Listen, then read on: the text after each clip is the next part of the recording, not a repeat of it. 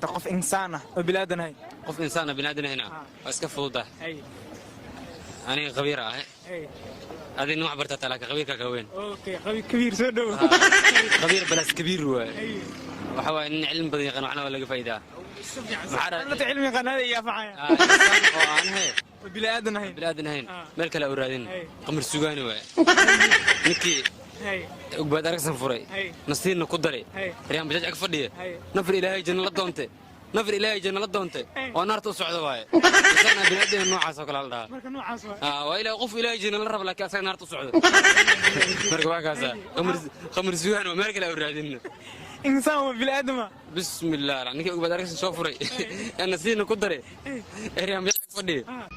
qof insaan ah oo bilaadan ahay waa musabbix